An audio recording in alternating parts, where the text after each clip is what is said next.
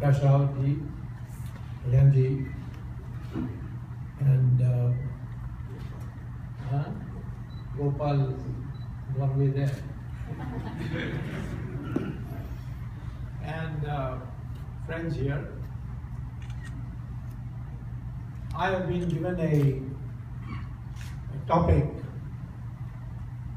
where I have to define my role first. I'm here as an advocate of the BJP.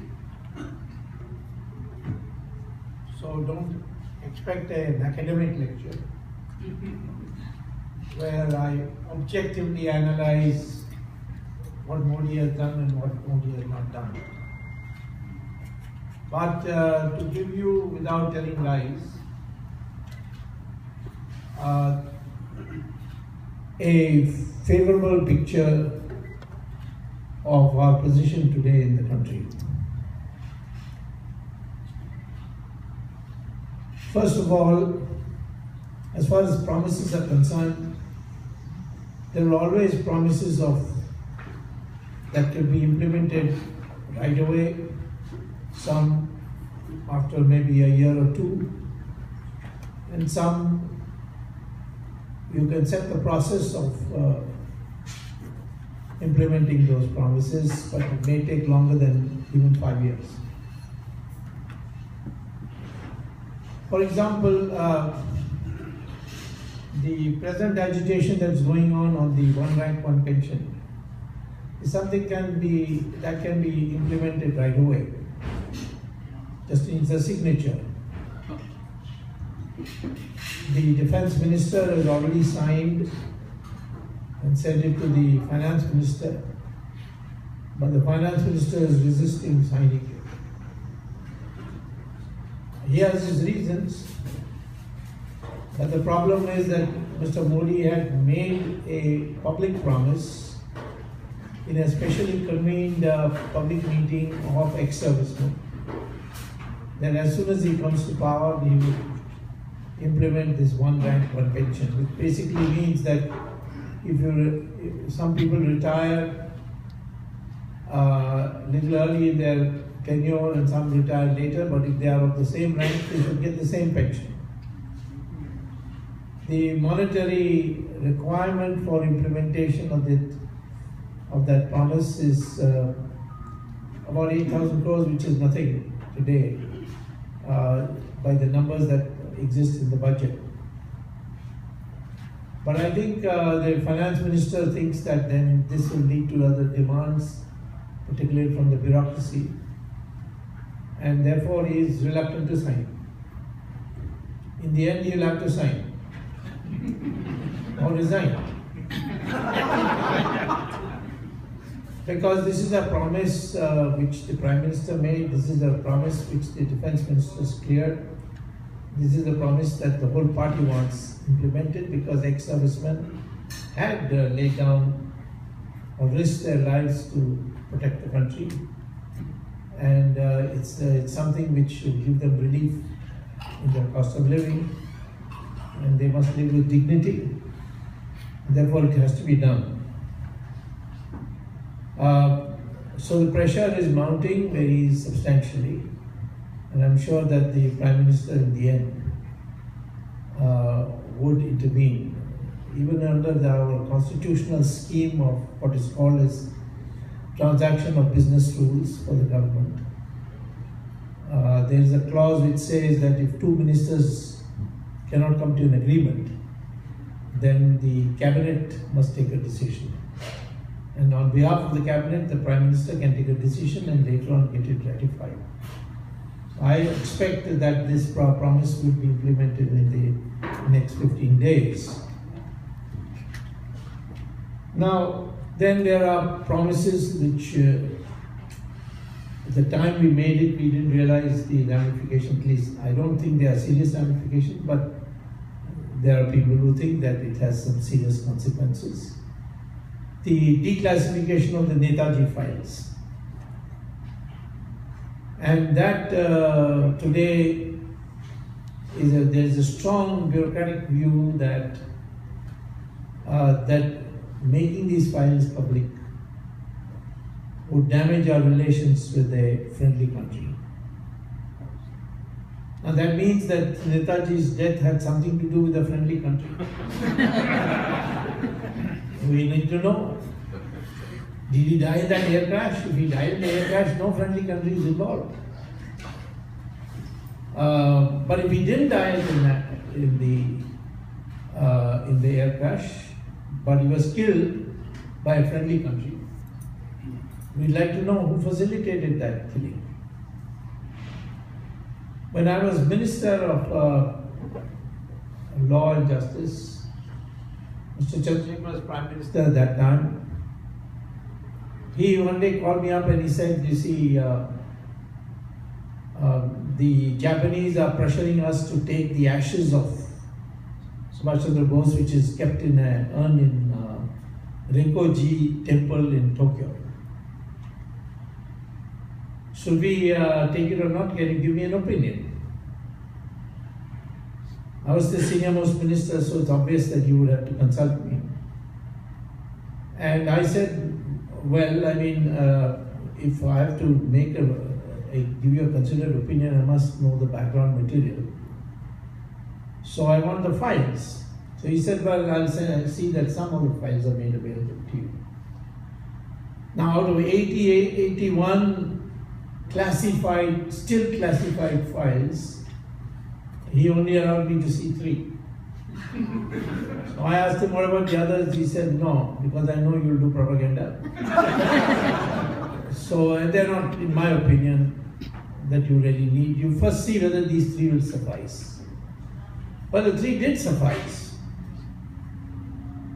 One file showed that the stenographer of Jawaharlal Nehru had given an affidavit for which he was never questioned by the Khosla Commission examining Subhash Bose's disappearance, where he said that on 26th December 1945, now remember 18th August 1945 is the date Subhash Bose was allegedly killed in an air crash. So now we are talking about some months after that,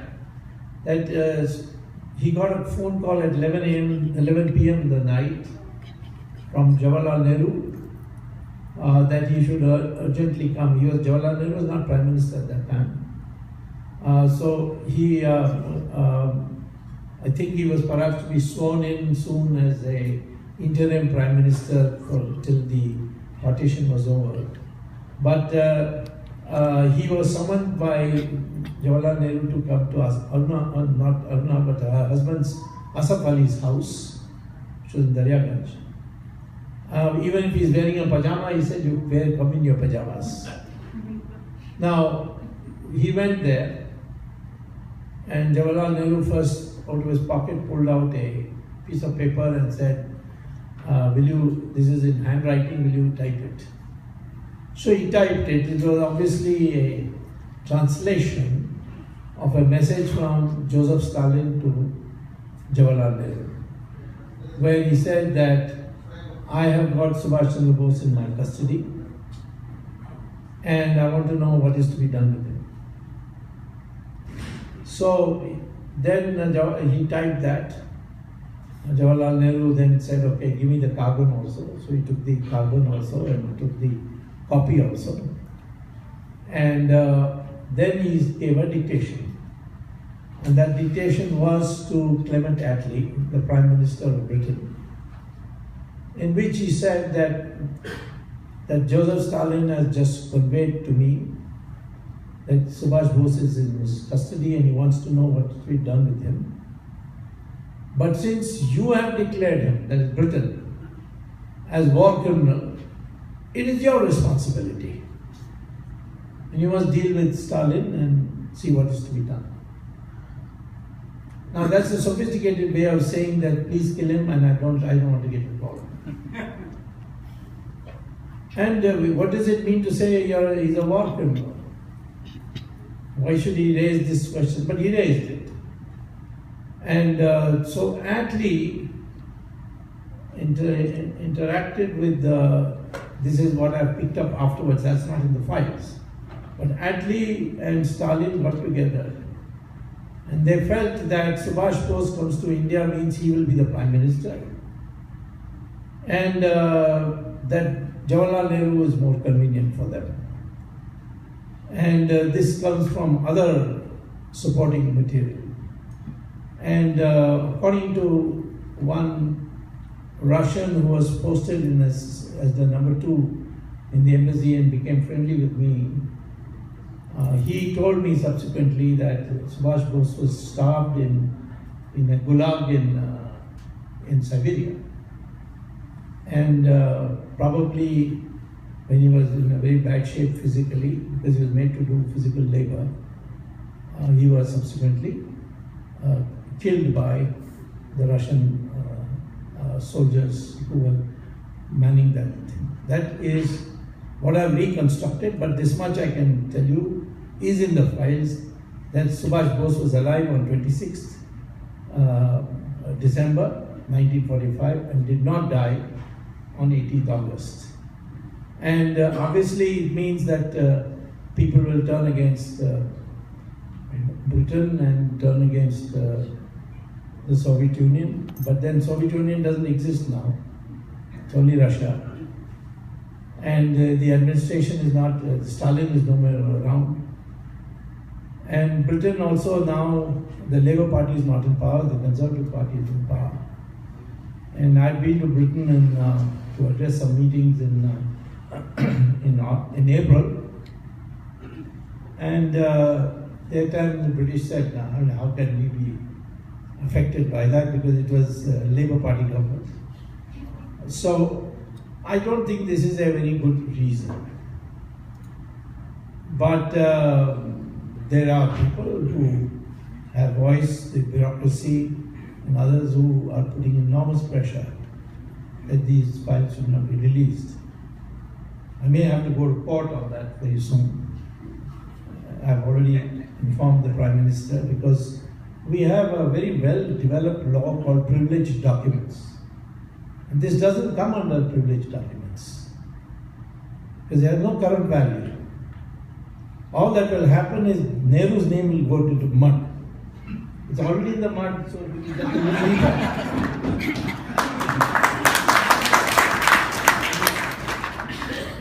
So, therefore, many people are agitated. Why are we not releasing it? Why you made a promise, you're not keeping it. I think this promise also, it's only a matter of time before we keep it. This is the new factor that came in that our people did not know. And now they don't know, what will happen if you make it public. Similarly, Article 370, you don't need a parliament vote to remove Article 370. It was, you see, when Britain left India, they said two things. One is that India will be a Hindu India. This is there in the parliament debate. Please go and see the parliament debate. And the other will be a Muslim Pakistan. So Ambedkar jumped on it and said, let's have population transfer. Let all the Muslims be sent to Pakistan, let all the Hindus come to India. But that time, we did not, particularly because of Jawaharlal Nehru, and the party went along with it, and perhaps because of Mahatma Gandhi too, we said, no, any Muslim who wants to stay in India can stay in India. Now, that was one aspect. The second aspect was that Britain created India and Pakistan, but they also created 600 new countries. People don't realize. Most of our youngsters don't know this. 600 new countries. All the kings of India, they were declared as independent countries. And it's to the credit of Sardar Patel that he met all of them, all 600. Of them, 500, he convinced them to merge their country into India. Had he not done that, India would have been a pockmarked country. It would have been very difficult to go from North to South India without going through several countries. So that act he did, and he based it on Sardar Patel, being a very well-read man and a great lawyer, had read everything, so he found that in the British imposed constitution of 1935, there was a principle, there was a clause which the British had put in for their benefit, which is that if any kingdom, the king signs an instrument of accession, then the instrument of accession, then he can merge into what is called as British India. And in 1947 it became India or Pakistan. And that the merger will be final, it cannot be reopened. It will be final, unconditional. And it also said that the king does not have to ascertain the wishes of the people. It's all there. So these 500, roughly 500 countries were merged turn by turn. For some, Sardar Patel offered them a fat compensation. Some he offered them that will augment your harem or something like that. Or for some, he threatened them. And in the over a period, he managed to do it with a great achievement. And the builder of modern India should be Sardar Patel and nobody else. It's a tragedy. It's a tragedy that when I became minister and Republic Day was to come, Chandrasekhar asked me, who all shall we give Bharat Ratna? So I said, let me look at the list. And I was surprised. No Sardar Patel name. Bharat Ratna was instituted in 1954 under the signature of Jawaharlal Nehru. And the first person who got the Bharat Ratna was Jawaharlal Nehru himself. Alright, no problem, but he could have given it to Sardar Patel as the number 2 next year. But in 1991, under my signature as law minister, I sent a proposal to the Prime Minister who endorsed it, and the President notified, and Sardar Patel got the the Bharat Ratna in 1991. That was one. Same thing with Ambedkar. He didn't, the Congress government didn't refuse to give it. His name was turned down many times. It had been proposed, turned down. It was the Janata government who did it. So, therefore, anyway, that takes a little apart. But I'm saying that at that time when Sardar Patel was doing this, the king of Kashmir, being a Hindu and thinking that he had a large Muslim population, and being on the border of India and Pakistan, he thought he will emerge as a kind of Switzerland. And in the beginning he said, no, I'm not merging with either India or Pakistan. Then Pakistan sent its army into Kashmir. And the king's army was no match for it. So they were on the outskirts of Srinagar. They had come as far as Baramulla. And the king got panicky. And he came rushing to Delhi and met Sardar Patel and said, please send the army to protect me. After all, I'm also I'm a Hindu king and all that. So Sardar Patel said, yes, of course, you are a Hindu king, we know that. We like you also very much. But here's a piece of paper, please sign here. Under the instrumental accession. And he signed. He said, otherwise, no army, you go back. So that man gave some abuse that was told by an eyewitness to Sardar Patel, that you are a mean, cruel man, this, that, but anyway, he signed. So on that day, which is 26th October 1947, Kashmir became an irreversibly a part of India. And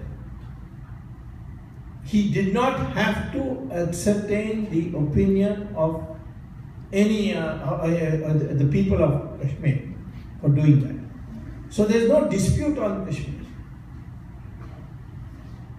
But Jawaharlal Nehru thought this Patel is getting every credit.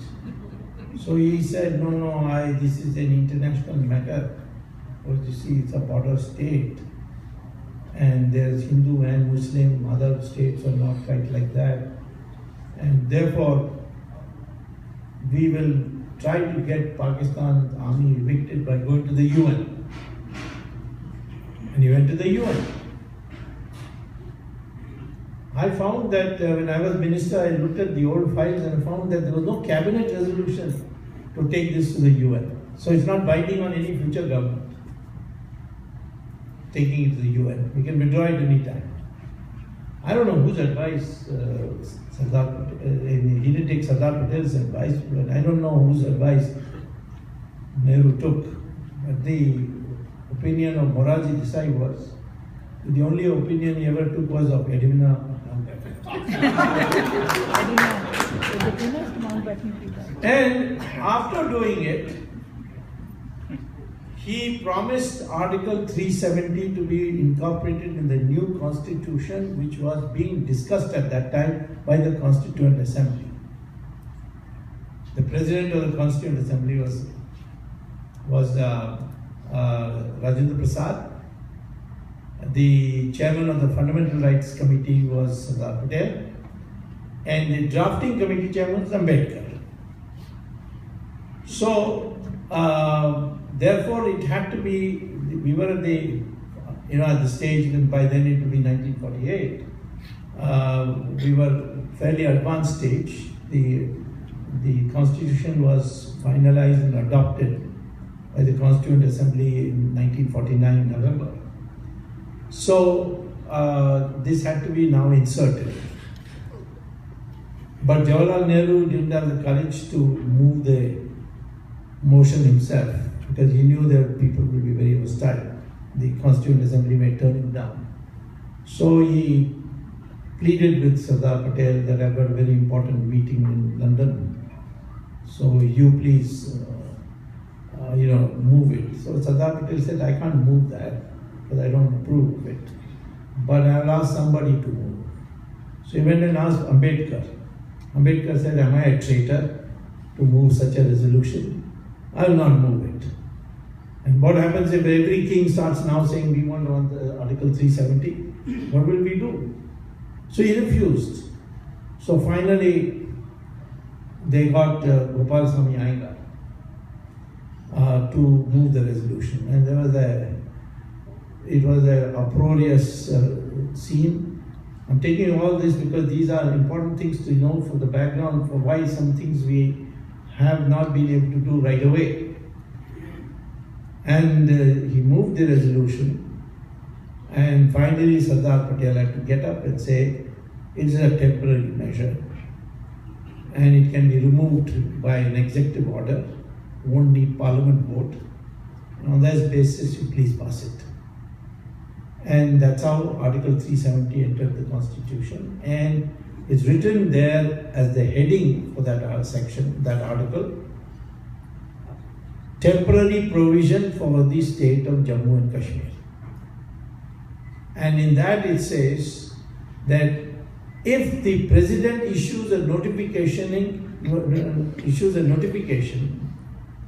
stating that Article 370 is scrapped, then it is scrapped right away, on the moment the notification is issued. No parliament vote is necessary. So how is the president issuing notification? The procedure is that the cabinet adopts a resolution and sends it to the president. So for us to remove Article 370, it's a very simple affair. All you have to do is get the cabinet, which we are a majority party government, or adopt a resolution and send it to the president. Well, there are 2-3 precautionary remarks I'd like to make on that. One is, I'm not sure that the president will not send it back saying please reconsider. It should have a very adverse international effect. And the president is retiring in 2017. And we have enough numbers to get our own president elected. So maybe it can be done after that. So if there is people keep asking why 370 not removed, why 370? This is the only thing that it's easy to remove it. Then if you want to remove it, why you got this alliance in Kashmir? Well, I mean, people like me were against it, but what was explained to me was that let us show to the world that we are Hindus and Muslims have come together on Kashmir. But the Mufti has turned out to be a rascal. So it's only a matter of time before we will have a president's rule there. Unless he improves in a big way, which is unlikely. So therefore, there's a background to all these things for why we are not implementing it. But it is not something that cannot be implemented. It's not something we have said that we didn't know that cannot be implemented. We just said it because we didn't think we were going to come to power. Now we come to power, we're back. So there are such things. They take a cow slaughter. Mahatma Gandhi had said, if I become Prime Minister for one day, the only thing I will do is ban cow slaughter. Cow slaughter is there in the Constitution. It's not something which only Hindus wanted. In fact, everything the Hindus want is already there in the Constitution. Uniform Civil Code in the Constitution. Sanskrit in the Constitution. Cow slaughter is there in the Constitution. So, all the main agenda items of the Hindutva is already there in the Constitution. It's only not enforceable. It's part of the directive principles, which means the government must act according to that. Even restoration of temples is there in the Constitution. Now on cow slaughter, the Supreme Court has 5 times given judgments saying that cow slaughter, banning cow slaughter is constitutional because it is not an essential part of Islamic religion to eat a cow. No one can say that eating a cow is an essential part of Islamic religion, therefore you are interfering in that. Let me also tell you that our Constitution makes religious practice, adherence to religion, a fundamental right. But there is a qualifying phrase that professing a religion, propagating a religion is a fundamental right subject to public order, morality, and public health. So I can curb something which is against public health and is a part of religious practice. Supposing you have human sacrifice as part of your religion, no, we can't accept that. And similarly, if you marry more than one, I can always say that it's also not good for public health. It's certainly not for individual health anyway. So, therefore, when people say, no, this is interference, how is it interference? And I have used this in the latest in the Supreme Court. Supreme Court on Ram Temple had, now the petitions are all there because in Allahabad High Court we Hindus won. Then the Muslim, the Sunni Waqf Board and all, they went in appeal. I don't know how the Sunnis have got into this because it's not a Sunni masjid. It's a Shia masjid. Amir Baqi, who demolished the temple and built a masjid, was a Shia. Babur was a Sunni. But then, how is it called Babri Masjid? Well, I did some research and I read Babar Nama. And I found that it was named after a 7-year-old boy. So I said, where is this? His name was Baburi. And then I've read Babar Nama. And the man, Babar, was in love with this boy. So I can't have a masjid named after a 7-year-old boy. In any case, you see, in the long run we are going to get the Ram temple, because I have just discovered, and I have included this in my book as a document, from the Saudi Arabians, that a masjid is not a religious place, it is a prayer hall.